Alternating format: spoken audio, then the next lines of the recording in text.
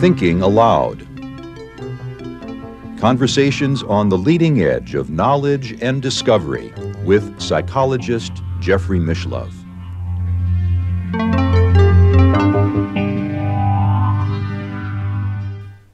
Hello, I'm Jeffrey Mishlove. Today, we'll be exploring magic and politics. With me is Gary Lachman, who is the author of Dark Star Rising: Magic and Power in the Age of Trump.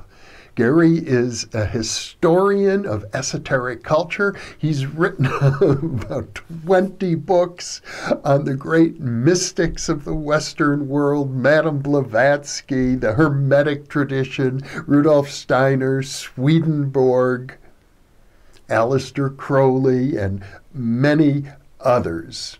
Our conversation is over Skype. Gary is an American, but he's living in London. So now I'm going to switch over to the Skype video. Welcome, Gary. It's a pleasure to be with you once again.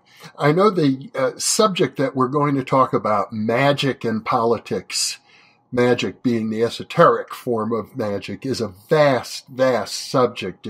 It goes back to ancient times, and in your recent book, you focus primarily on some of the modern examples of magic and politics. It seems to me that a good starting point for our discussion today would be the Italian philosopher Julius Evola, who really made a point of combining esoteric culture with the quest for power.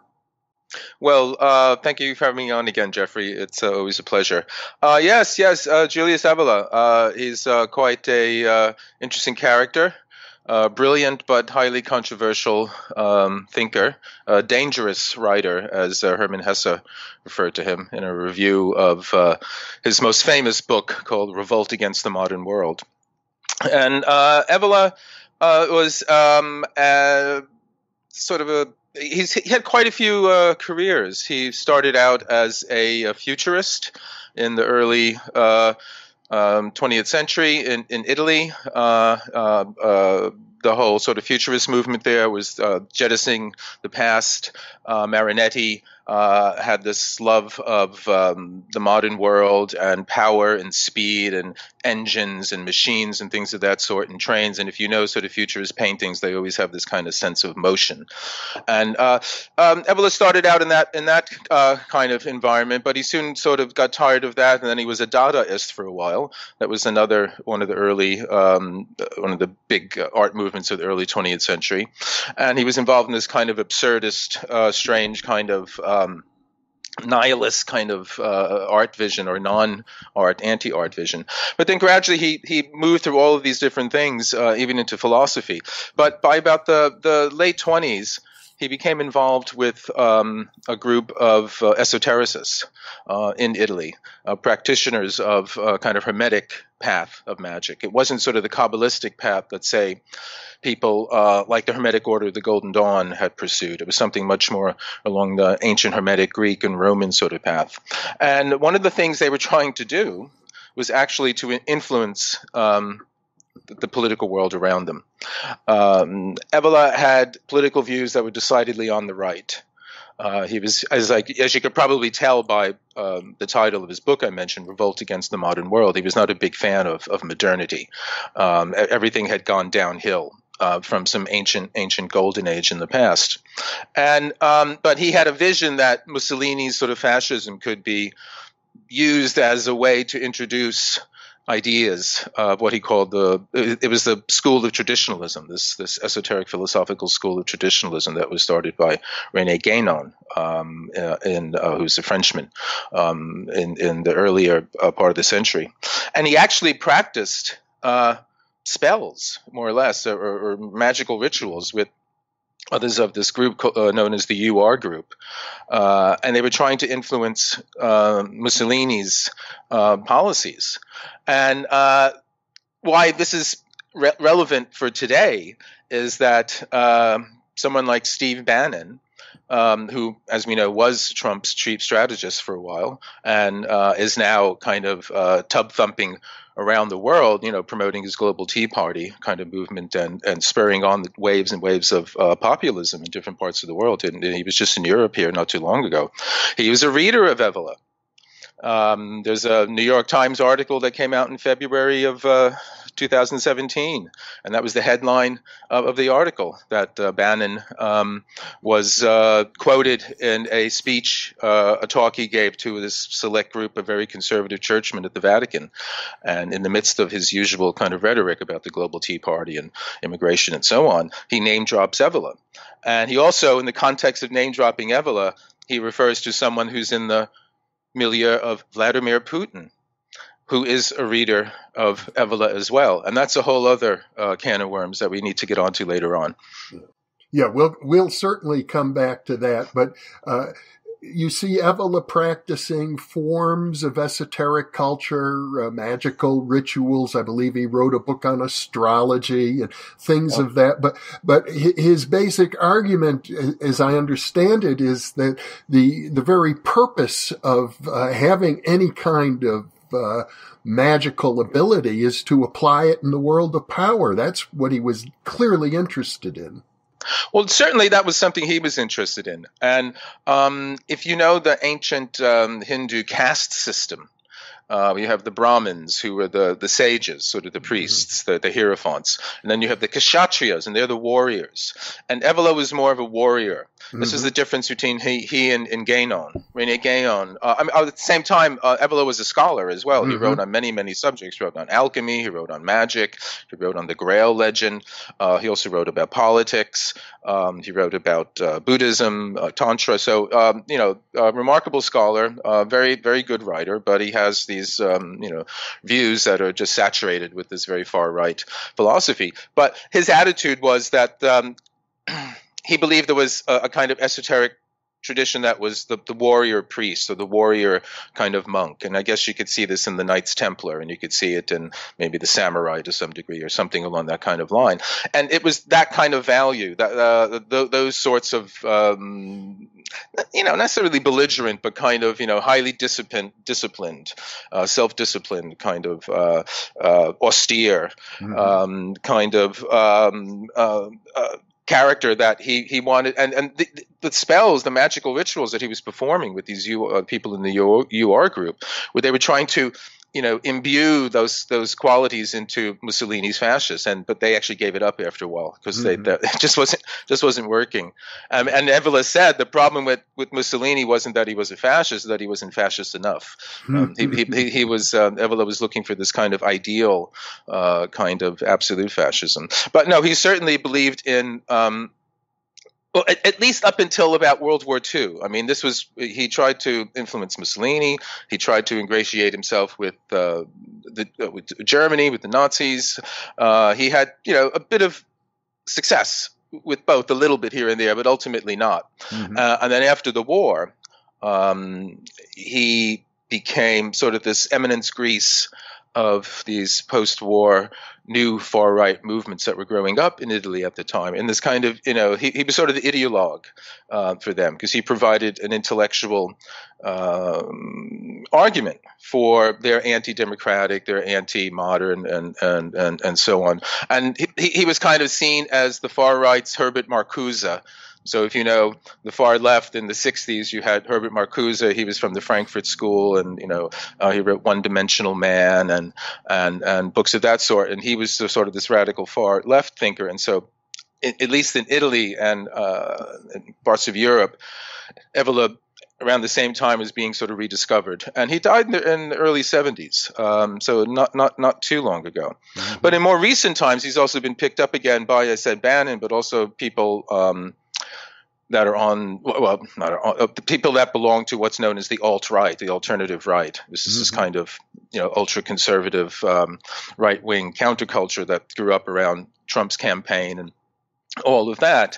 And again, they want to differentiate themselves from just sort of thugs and skinheads and kind of hooligans, white power hooligans.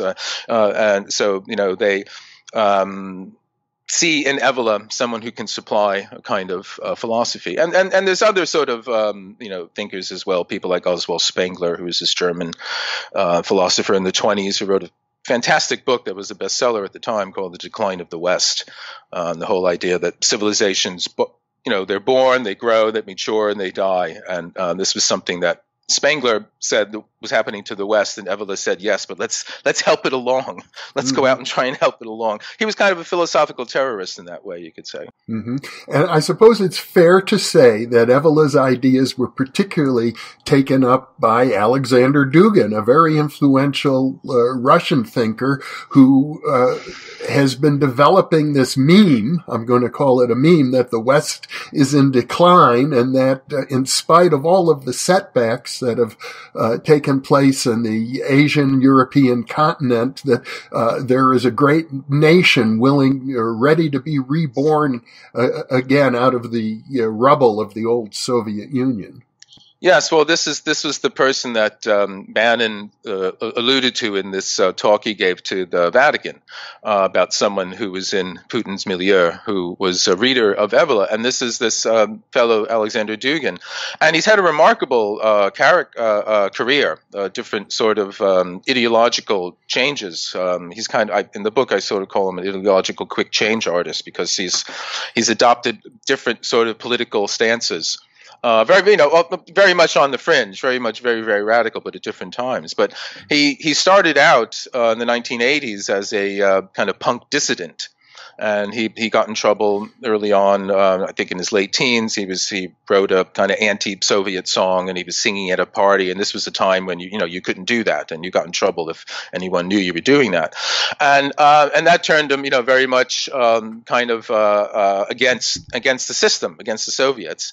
But then during the whole breakdown, after Perestroika and all that kind of thing, when the Soviet Union was about to collapse, and in the early 90s when it did, he suddenly found no, he was a Soviet man. He was suddenly went from the far anti, to the far, supporter of, and he became very much a kind of pro-Soviet and a variety of different sort of totalitarian kinds of things. And he puts these things together in this Lego kind of way. And in the sense that he'll take something from Soviet or Stalin, or he'll take something from National Socialism, or he'll take something from fascism, and he'll put them together. And the only thing he doesn't deal with is democracy, liberalism. These are all the decayed, the slag heap of the progressive West. This is all the dead stuff, and the only thing that's left is to try and put together these more or less totalitarian kinds of system in this new sort of way. But he combines that with things like chaos magic and a kind of mental magic, this, which is something Evola did as well. I mean, the sense where Evola believed that, through these magical spells, through the power of his mind, he was able to affect events in the real world. Dugin believes this as well. And if you're familiar with any of his work, he wrote this very strange book called The Foundations of Geopolitics in the late 90s. And according to him, it became, sort of a huge bestseller.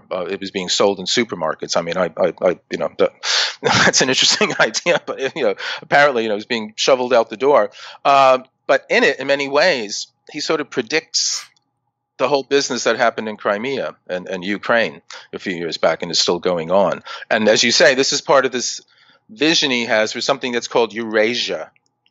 And we have this word already, Eurasia, and it just means that huge landmass that's runs from Europe to the other end, to Asia. But when he uses it, it's more of an idea of, as you say, is this kind of new civilization that's rising up out of Russia to counter the West. Well, yeah. Again, he has a particular. The way he sees history, there's a basic motor of history is this kind of ongoing battle between what he calls sort of the maritime nations, what he calls the Atlanticists. So that would be, Great Britain and the U.S. and, Japan, all the countries that are based on a kind of maritime kind of life and character, against what he calls the heartland. And this is the biggest landmass on the continent, the mother of all continents, and this is Eurasia.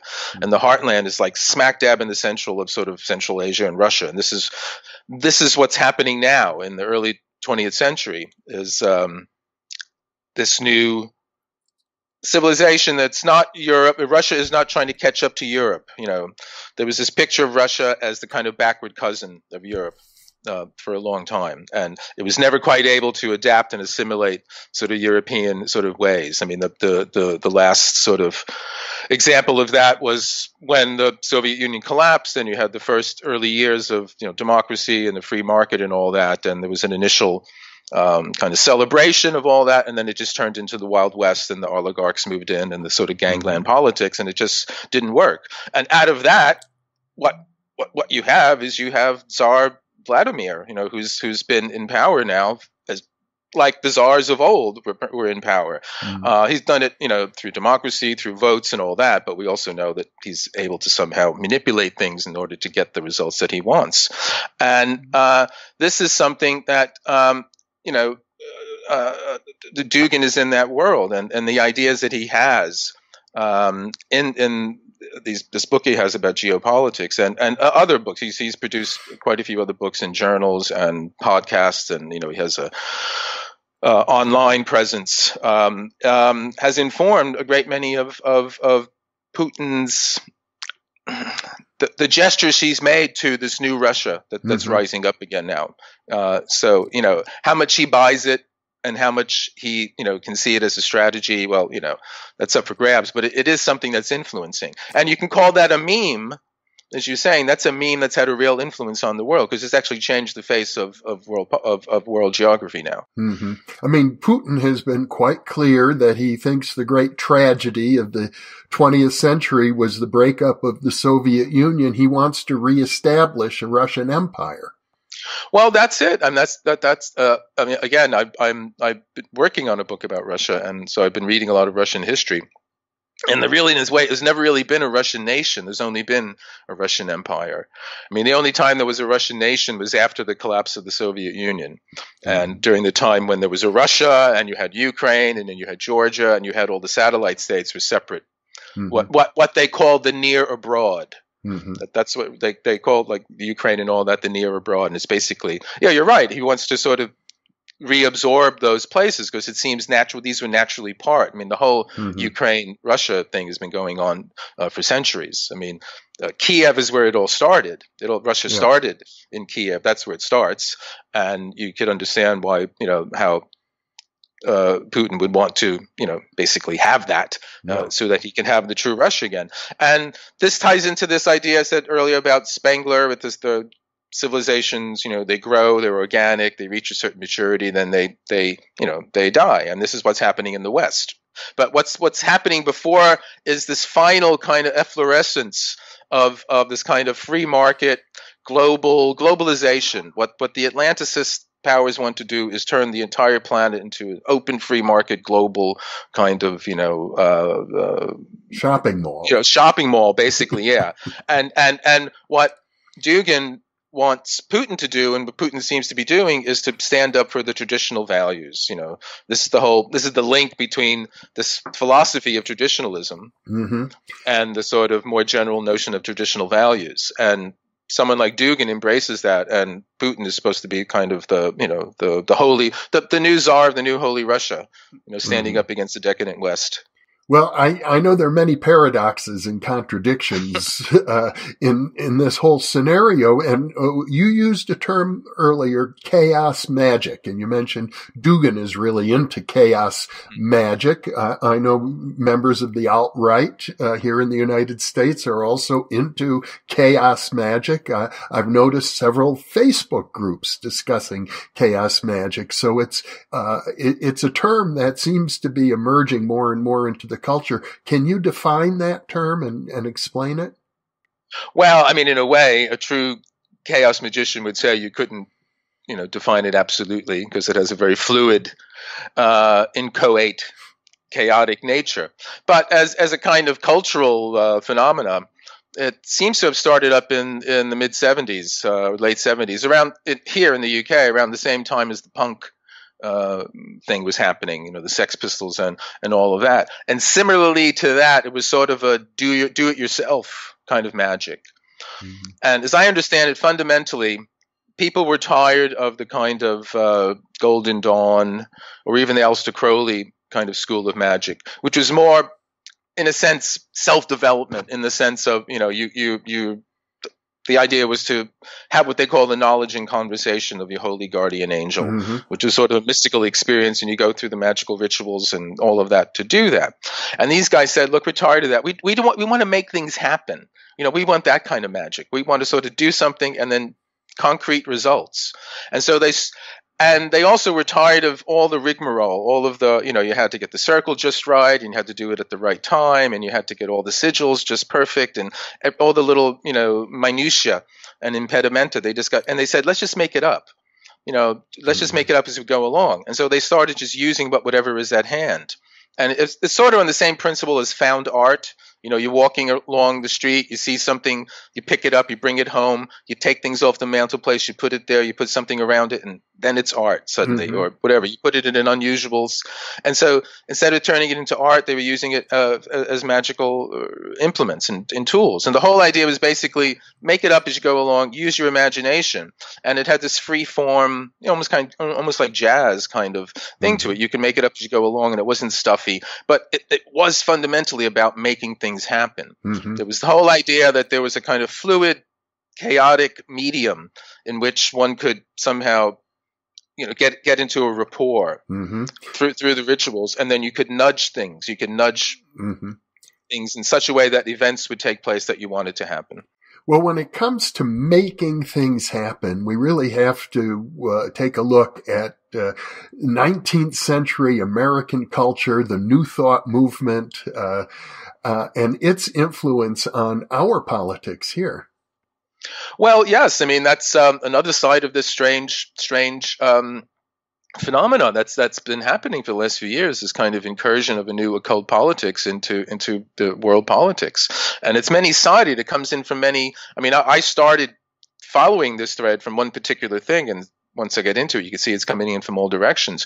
One of the very clear directions is that Donald Trump is a devotee of what's known as positive thinking. Mm-hmm. As are many Americans. Oh, yeah, of course. I mean, this is something that's, there's a whole history of positive thinking, new thought, mental science, that whole kind of school that goes back, you could say it goes back to Emerson. He coined the phrase new thought. Mm-hmm. And it's, again, depends how far back you want to go. You can link it to ancient Hermetic philosophy. You can link it to, Indian, Eastern mysticism, the whole idea that the mind is fundamentally paramount, and, what we see as the outside world is a product of the mind. But Emerson coined the phrase. William James, the great American philosopher and psychologist, he was a practitioner of it.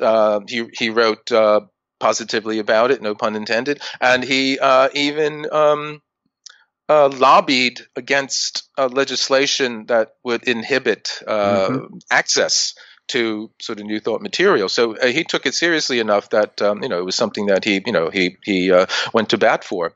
But in the particular school that Trump belonged to, this was something that was developed by Norman Vincent Peale, whose book was a bestseller. Yeah, absolute bestseller. The Power of Positive Thinking. Positive Thinking. It still continues to sell many thousands of copies today. He was a very famous, well-known figure in the United States for many, many years, through the books, through the sermons he gave at the Collegiate Church on Fifth Avenue on 29th Street in New York. He had a radio show, newspaper columns, and all that. But Trump's parents were devotees of this, and they used to go to his sermons, and Trump as a boy would go. And then later on, as an adult, I guess, he went as well, and he had two of his weddings took place there. And I mean, the highest praise, I think, or some of the highest praise Peale ever got was that Trump said once that after listening to one of his sermons, he could sit there and listen for another hour. And for someone who's not known to have a particularly long attention span, I think that's that's high praise indeed. So, Peale did was he took this. The fundamental idea of New Thought is that thoughts are causative. What we think can affect the outer world. I mean, it's doing it right now. We're just not aware that it's doing it. Mm-hmm. And through different methods, you can become aware of how your thoughts are changing the world, and then you can use it to your advantage. I mean, it started out first as a kind of health-oriented sort of thing. The Christian Science was sort of a branch of it or a part of it and all that. Then it kind of moved to sort of self-development. But then gradually it moved over to sort of, prosperity, what's known as the prosperity gospel and that kind of thing. How to have, Napoleon Hill, think yourself rich and things of that sort. And this Peale's was sort of like that. He sort of put a kind of homely Christian spin on this whole idea that through these sort of more or less magical practices of using the imagination, visualizing very clearly what you want and thinking about it, very intently, over a long period of time, and then kind of like sending it out into the world and kind of imagining it already happening, act as if it already has taken place. And this is what he called a realizable wish.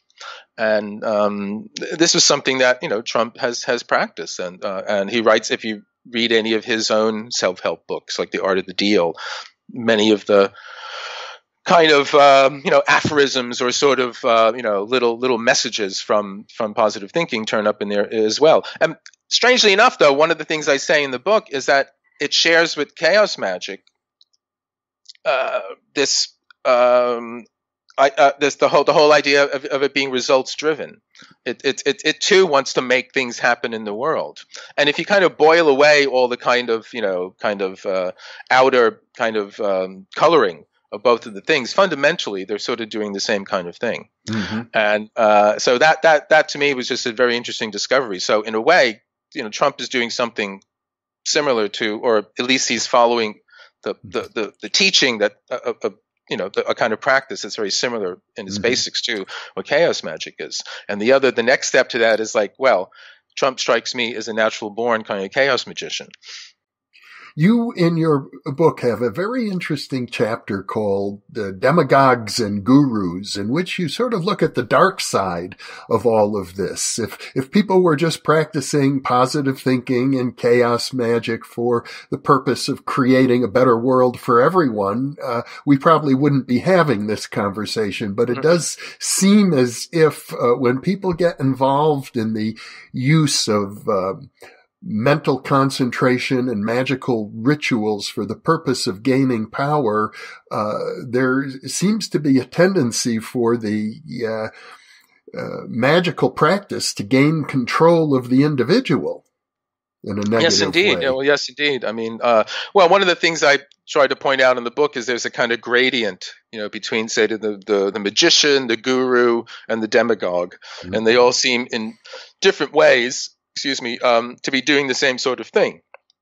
I mean, the magician wants to say, mystify one particular person or maybe an audience or something like that, for, a short period of time, to fool you in some kind of way, or even, say a real magician just kind of, do a Svengali on you. And then the guru does that to a kind of group over a longer period of time. And then the demagogue is doing that to a whole nation.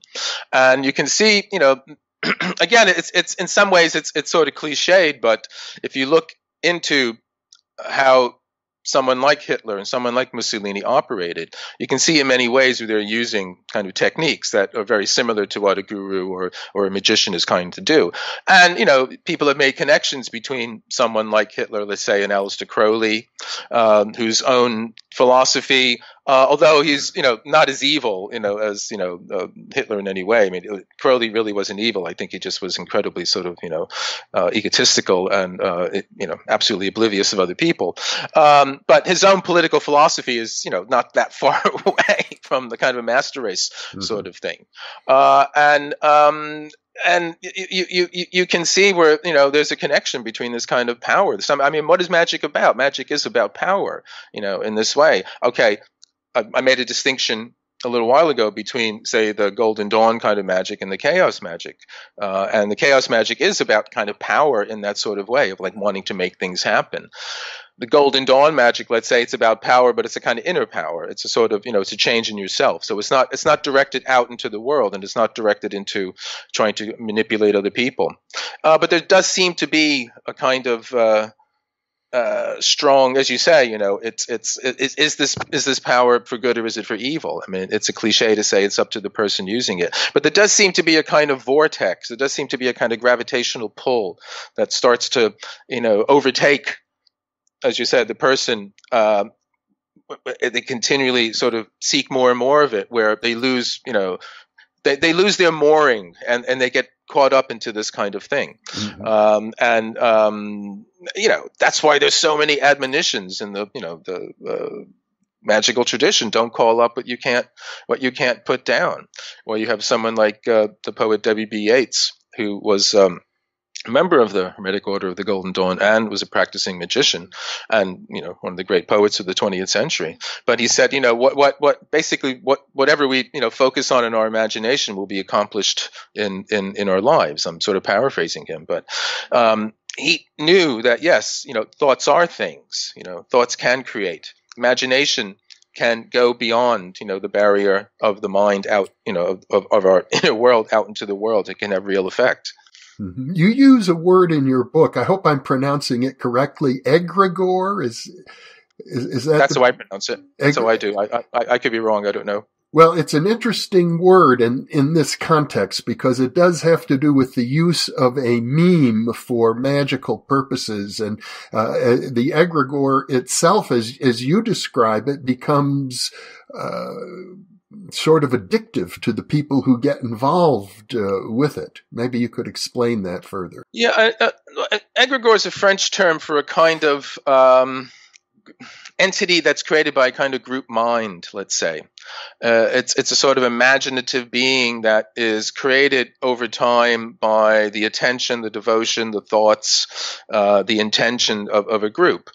And but past a certain point, once it matures, let's say, or comes into full manifestation, it can start to take over. And this is something that's talked about in a remarkable book called Meditations on the Tarot. It's published anonymous, and it was written in the sort of 50s and 60s, and it has a remarkable chapter about the egregore as this kind of dark spiritual entity that's brought into being by the repeated attention and imagination and thinking and focusing of a group of people. And another sort of entity or phenomena like that that I do talk about in the book is what's known as a tulpa, and that's in the Tibetan sort of tradition, and that's sort of a mental entity or a kind of thought form that's created by a single person, let's say, and it gradually comes into existence, and then it can kind of take on a life of its own. And there's a famous story by the great traveler Alexandra David Neal, one of the remarkable women of the last century, one of the first women into Lhasa, and a white woman, European, and she tells a story where she was staying in a monastery, and she was studying with the monks there, and they told her about this phenomena about tulpas, and so she learned how to make one, and gradually over time she visualized this monk, and it took on more and more sort of solid form. And then, people were saying that it could kind of bump into it, or they could feel the monk, going past them and sort of brushing up against them. But at some point, it grew past her control. She lost control of it, and so the other monks, or the head of the monks, they were coming saying, "Look, you got to take care of this tulpa. It's out there. It's causing a lot of trouble. It's getting into people's places. It's really being a bother." And so she had to spend a great many months trying to withdraw it, and a kind of thing. And I bring these things up because I think there's kind of parallels to these kind of phenomena, or at least the possibility of the parallels to these phenomena in this new, exteriorized imagination we live in now, that that you and I right now are communicating over, on the internet. It's this kind of exteriorized world in which I think phenomena like the egregore or the tulpa can take place, and this is one of the things that the book is about, and that's precisely how the alt-right say that they put Trump into power. Richard Spencer, who takes credit for coining the phrase alt-right, made the statement that we willed Trump into power, or we dreamed Trump into power, implying some sort of an act of magic. Well, this was how this book, Dark Star Rising, started. It was after Trump's election, when his victory, there was the annual meeting of the National Policy Institute, which is a very innocuous name for a group that many people, see as, very far right. And Richard Spencer, who founded the alternative right, the alt-right, he was the head, the chairman or whatever of the National Policy Institute at the time. And they held a meeting in Washington. It was in the Ronald Reagan building. It was a day or two after the election. And he began it by, sort of charging up in front of the audience and saying, "Hail Trump, hail our hero, hail our victory. We made this happen." As you say, we dream, we made this dream a reality. We willed Trump into office, and they called it a victory of the will. And the response to that was quite a few sort of Hitler salutes, in the audience. Spencer later on explained that they were Roman salutes, but whatever. And this was covered by all the newspapers, CNN, and everything else. It was all there. But one sort of report on it in particular stood out, and it was by a fellow named Harv Bishop, who has a blog about New Thought. He's kind of a New Thought, teacher, and he writes a blog about it. And he said, "My God, this sounds like Spencer and the alt-right are using New Thought techniques in order to, put Trump into office in order to win the election." And that passed by most people, but I thought, and I said, "Oh God, that's very strange." And at that time, I don't know how you felt, but I know a lot of people I were in contact with. It was just after the election. Everyone felt like something really strange had happened. I say in the book that Trump's election struck me as the singularity that everyone has been waiting for, when reality was going to be different. Well, it is different. It has been different, since then. It was getting very different up to then, and then bang, it became very, very different. So I was in contact with lots of people who were saying, "What's going on?" And then, as I also said, this article about Bannon and Evola turning up in the New York Times and all this sort of thing. And it seemed to be all this stuff that was kind of on the fringe, on the margins of the everyday world, was suddenly smack dab in the middle of it. You're talking about magic in the context of the newly elected president of the United States, and so on and so on. So I started following all these kinds of threads, and how they were supposed to have affected this magic was through the internet. And this is through something that came to be known as meme magic. And a meme, we know, is a phrase that was coined, or a term that was coined by Richard Dawkins of Selfish Gene fame. And, as he said, it's kind of the cultural equivalent of a gene. So it's a kind of unit of cultural, whatever you want to call it, sort of value, whatever it is. It's a slogan, it's an image, it's some phrase or something. It gets picked up and generated. And again, the way that memes used to be, disseminated in the old school was through books or television or radio or movies or something like that. And but nowadays, it's through the internet. It's through social media. Memes exist they exist in this exteriorized imagination that we call the internet, the noosphere, whatever you want to call it. It's out there, and the memes operate in that realm. And so. Okay, so you have that. So, that's a meme. It's on the internet. What's the magic bit to it? Well, the magic bit is something that came to be known as synchromysticism, which is basically a techno-updated term it's a techno retread of synchronicity, Jung's idea of synchronicity. The synchronicity is meaningful coincidence. When something that's happening in my head, I see it outside in the world. There's no causal connection, but there's an immediately deeply felt, meaningful one that I can't ignore. And I think, my God, what's going on? Is the world somehow knows what I'm thinking about, and it's showing me a sign right now. Okay. You transfer that, which happens out in the world, to the internet. And how this came about was these kind of online addicts that were into posting stuff all the time. There was a website called 4chan. Still exists, I believe. Yeah, still out there. Yeah, still out there. Yeah, and they had a thread called Bane posting, and they were fascinated with the opening scene from Dark Knight Rises, the Batman film. If you're not familiar with it, the bad guy Bane, he's on the plane, and he's ostensibly being taken to jail, but in fact he's really in charge. He's running the show, and suddenly he's free and he's in control. And not only is he in control, but he's escaping and he's crashing the plane and all that. And they kept posting bits of this, and sort of whatever, playing around with it. And then somebody after this was going on for a while, somebody noticed that there seemed to be similarities between that stuff they were posting and the tragic Germanwings 9525 crash in the Alps. And the crash site was near a town called Bane. And one of the crash site investigators was named Bruce Robin. And we know Batman's real name is Bruce Wayne, and Robin is his sidekick. And as it turned out, the plane was crashed on purpose, just in the film, and so on. And so there were other kind of similarities. So they were jokingly thinking, "Hey, man, did we make this happen? We put this stuff up on the internet, and then wow!" And so that was kind of the premise. So if you accept synchronicities, and I do, enough of them have happened to me that they're just part of the world. I don't know how they happen, but they certainly do.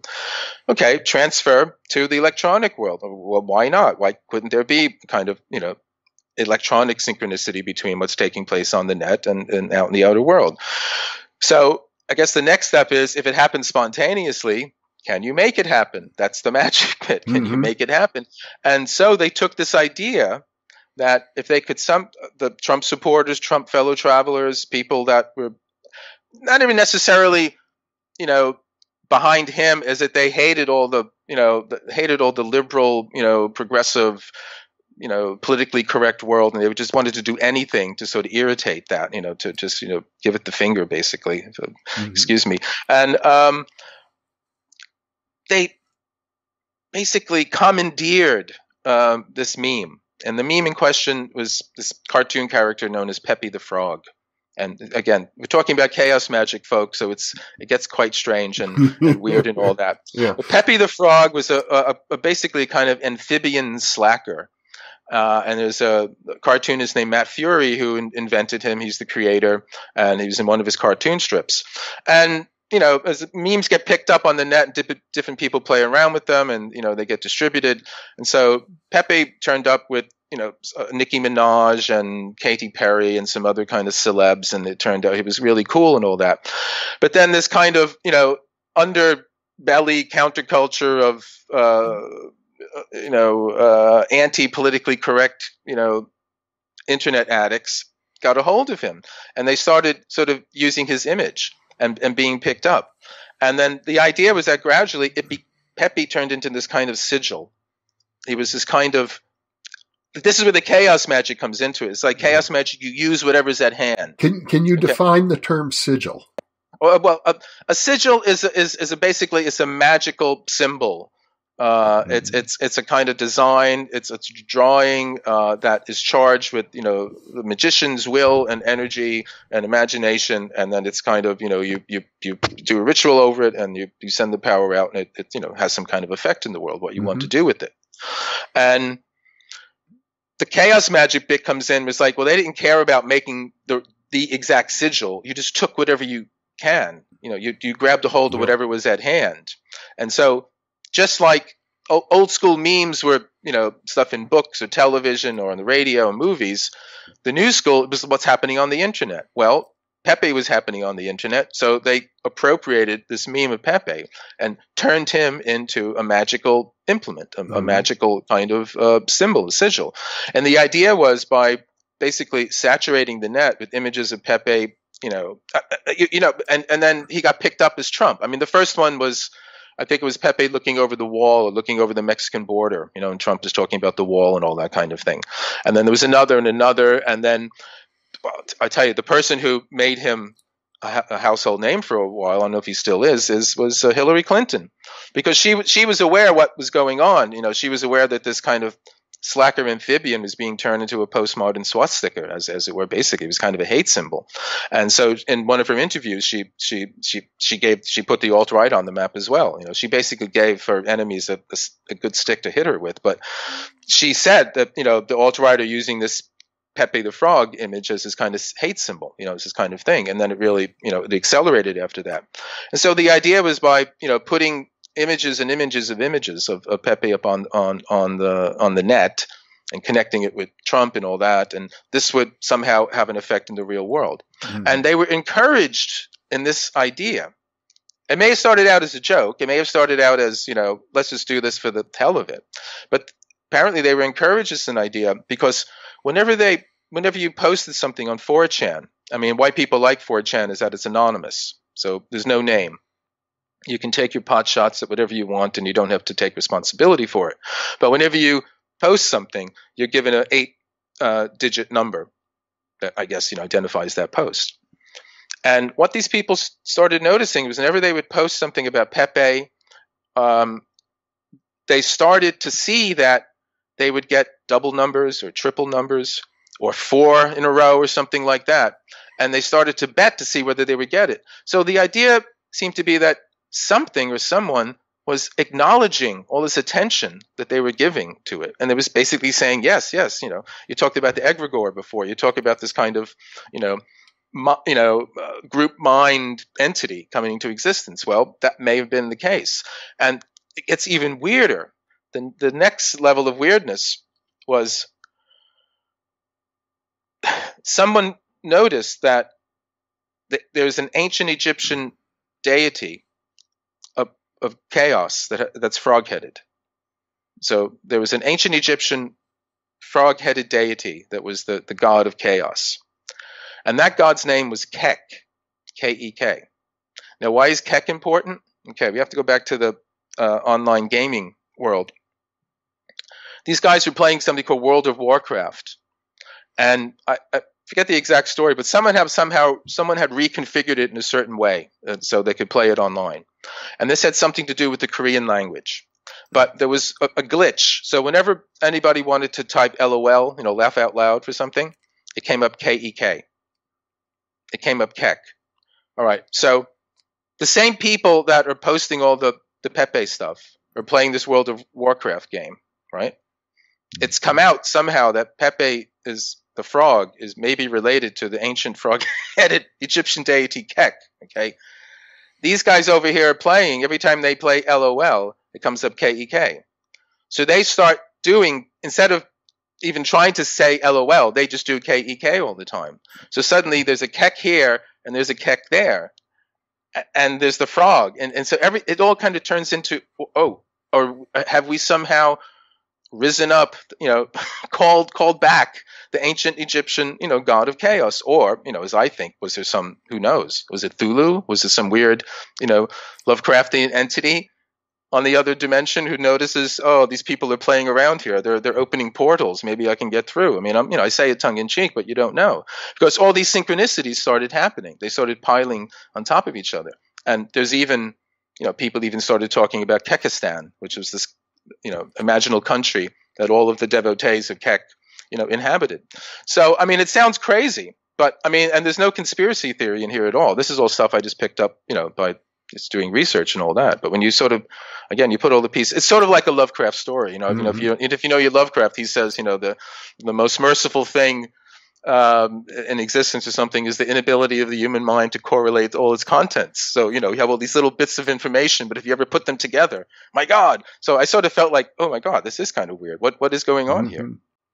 Well, when we talk about chaos, it strikes me as a parapsychologist, I could be wrong. I have to look at this more carefully, but I did do a lengthy study of a man who seemed to exert very striking psychokinetic control over the weather. The weather is a chaotic system, and it does seem as if chaotic systems are, by their very nature, more amenable to psychokinesis than stable systems are.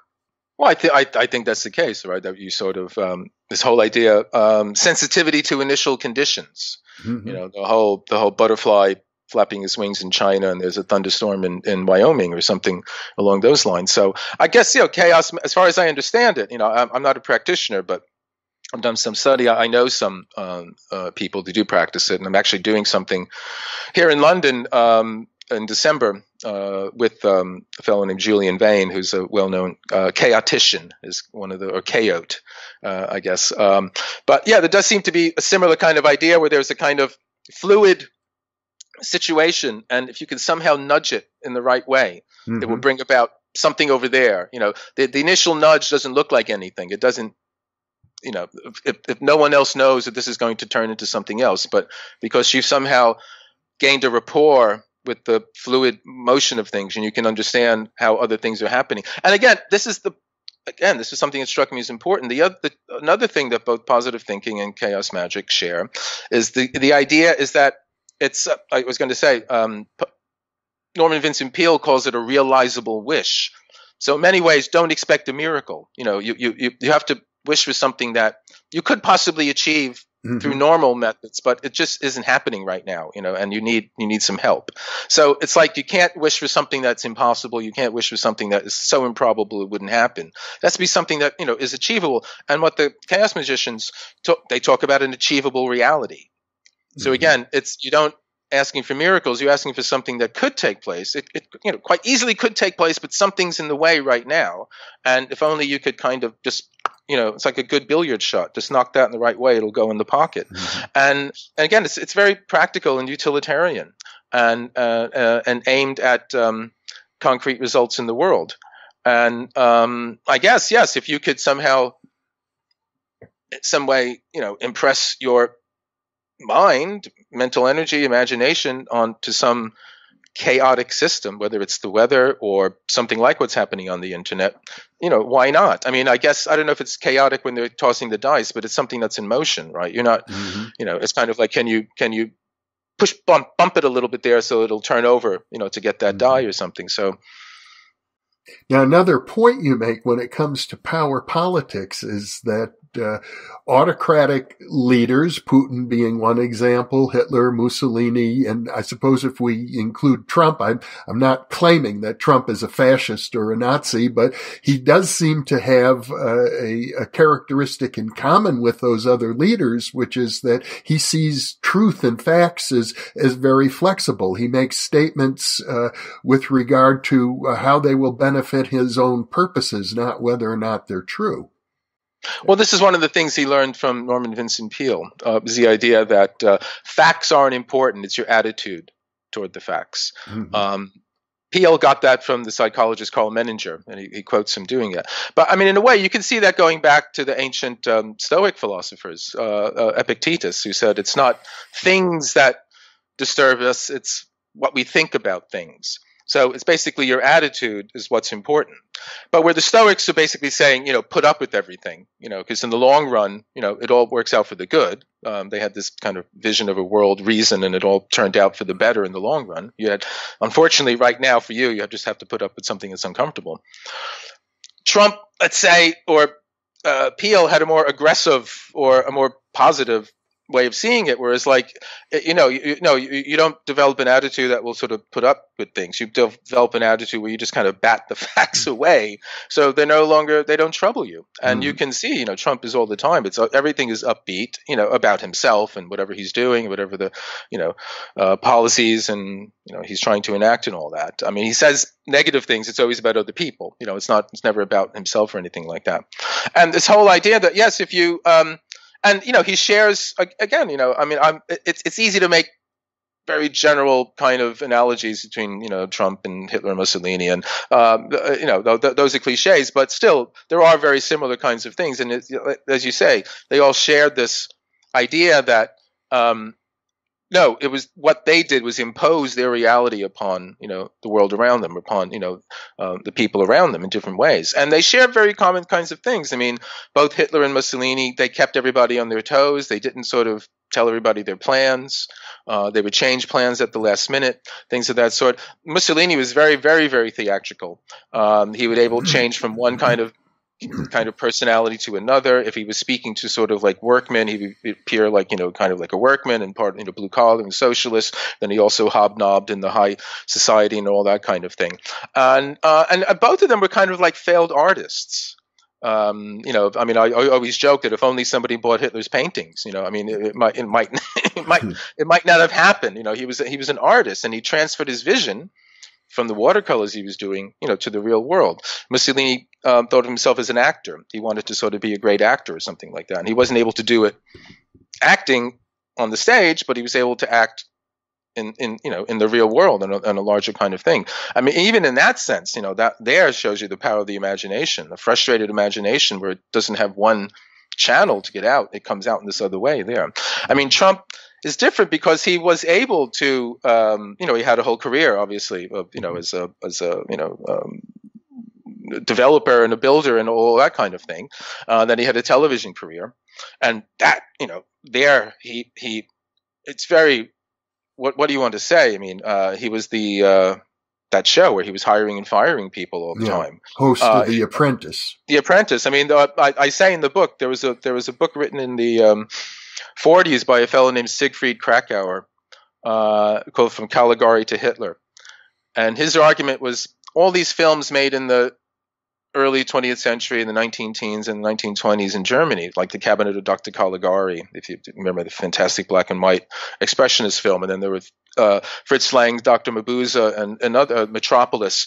They all have a kind of Mr. X or a kind of character who's in control, who's a kind of master hypnotist who's controlling everybody. And his argument was that those films primed kind of the German public for the rise of the Führer. They kind of primed them for some master character coming up and, doing precisely that. And you can kind of see, if you want to stretch it, you can kind of see, well, Trump was doing that for years on that television show, and he's doing the same kind of thing. He wears the coat, he has the big tie, he's always sort of showing himself to be in power. He bestows, he's gracious and he bestows things at times, and he's the good hand sometimes and he's the bad hand and that kind of thing. So there's lots of similarities in there, and the whole idea was to create this other world around you, and he's very good at it. He the whole career he had in wrestling. Again, this is why I said there's in no way am I trying to stigmatize chaos magicians. I'm not saying they are in any way in league with Trump, and I don't think Trump ever heard the phrase. But once I started looking into it and seeing how he operated, there were just some things that he did that just sort of fell into place. It just seemed to be he was naturally born to do this, like the whole idea of creating glamour. You create some kind of aura around yourself that basically controls how people see you. I mean, there's a great story he tells. I think it was down in Atlantic City where he was supposed to be building the casino, and investors wanted to go and see the work that was going on, and everything was stalled for some reason. Nothing was going on.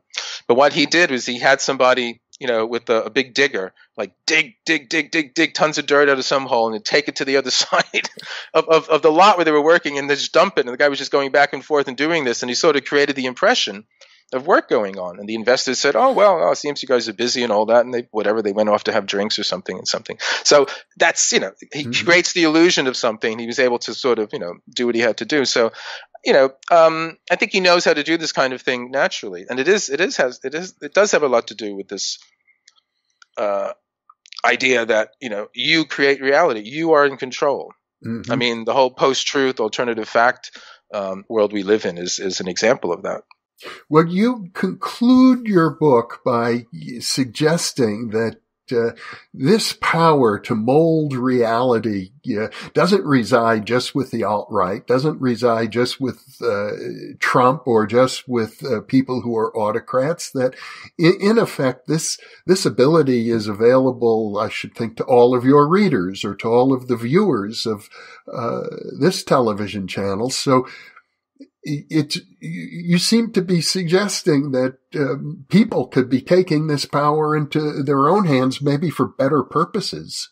Well, I think they need to. I talk about the responsibility of imagination. That's a phrase I get from a writer named Owen Barfield, who wrote a great deal about the evolution of consciousness and was also a great student of Rudolf Steiner.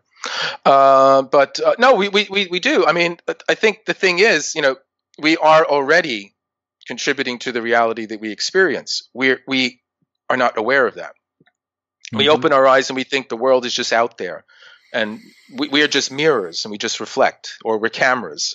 But actually, on some unconscious level that we're not immediately in touch with or aware of, we are somehow creating. And I don't, again, it's not creating in the sense of it's just a dream and you're not real, or it's not that. It's just somehow the mind at some level is organizing the world around us, and all of the spiritual traditions, and I would say all of the, important psychological traditions are in some way, and philosophical ones, are in some way involved in trying to make that clear. So how is that happening? How is that taking place? And that to me is the deep kind of side of the we create our own reality kind of thing. That's the kind of thing I think that people like William Blake or Yeats or Swedenborg and Jung and others, I think they're the ones who are, that's the kind of we create our own reality scenario that they're exploring. There's a more superficial kind of level where it's like, okay, well, in that case, I'm gonna do this, and yes, of course, we can do that in a way. If if your life is diminished, if you feel like you're not living life to the full, and you want more, of course, take charge of it, and set yourself goals and achieve them and all that kind of thing. But it's the kind of power magic that you're sort of talking about earlier, where you say, well, if I create my own reality, then I want to do this, and I want to do this, and I want to do this. I personally, for me, it's less that I want to do all those things. I want to be aware of how am I doing it already. How are my prejudices and whatever my inclinations and assumptions informing this world that I think is just there. I'm basically I guess Jung would say you want to withdraw your projections. There's a variety of different ways you can talk about it. So that to me is the first step. Along with that, and this is involved with that, is that I think the most important thing for us today is to be very, very aware of what's going on inside our minds, what's going on inside our heads. That is like the new kind of market, I would say, this kind of commodification of our attention, where a variety of different things are, competing for our attention. This talk is going to be one of them. It's going to be put up on the internet and it's going to compete with lots of other things. It's much better than anything else out there, of course. But, it's something like that too. And this is something that, I think we really need to be aware of. And this is the responsive imagination in the sense of, take responsibility for what is happening inside your head. And a kind of phrase I've been using in interviews is, unlike Vegas, what happens in the mind doesn't stay there. It doesn't necessarily stay there. They say what happens in Vegas stays in Vegas. Well, what happens in the mind, it doesn't necessarily stay there. It goes out into the world. And we need to be aware, I think, of that, of what's happening and take control of that. Yeah, well, that's one of the core principles of the New Thought movement, is that we do have the ability to control our own thoughts. Oh, absolutely. I mean, New Thought, I guess, mindfulness, and a variety of other things. And again, I think that's an important development, because for the longest time, well, thoughts. What's thought? Thoughts are just stuff that's going on inside your head. It doesn't really matter. What matters is the real, hard, physical kind of world. And more we're realizing, well, no, actually, what is going on inside your head is very, very important. But, we have to make sure what we don't want is to create a new kind of, anxiety and paranoia, like, oh my God, what am I thinking? Am I thinking bad thoughts? We don't want that either, because that's just going to, that's going to be counterproductive. But it is a sort of just becoming more aware. And unfortunately, for a variety of reasons, we have created a world around us where it's increasingly difficult to get access to the closest thing to us, which is our own interiority. It's harder and harder to find the quiet, and the solitude in which because you need to have that to be able to devote to it. So much, as I said, so many things around us are competing for attention. So I think in a way, we have to sort of all take a kind of interior journey. We have to make sure we're taking this kind of interior journey more often. And it, there's a variety of different ways you can do it. There's, we all know there's libraries full of different techniques and methods of doing it. I don't think it matters so much which one you take, is that you get started. Yeah, it seems to me that if we don't take responsibility for our own interior life, there are plenty of other people out there who would like to take responsibility. They will. I mean, I see it in the same way as sort of this colonization, as this kind of thing, where somehow, in the olden days, explorers went someplace and they stuck the flag, and I named this land whatever, and whatever Queen so and so, and people are already living there. So likewise here, this interior space is ripe territory to be colonized, and we have to sort of make sure that you occupy it already. I mean, I don't want to disparage people that are activists, but you can occupy Wall Street, but you could also occupy your mind, and you don't have to go anywhere to occupy your mind, except someplace quiet where you can do that. But you absolutely need to do that, I would say. Well, Gary Lachman, once again, this has been a dazzling experience, having a conversation like this with you. We've touched on many, many points of philosophy, psychology, politics, and popular culture. I've enjoyed it thoroughly. Thank you so much, Gary. Well, it's been absolutely my pleasure, and very, very happy to do it again sometime. I look forward to our next conversation. Me too.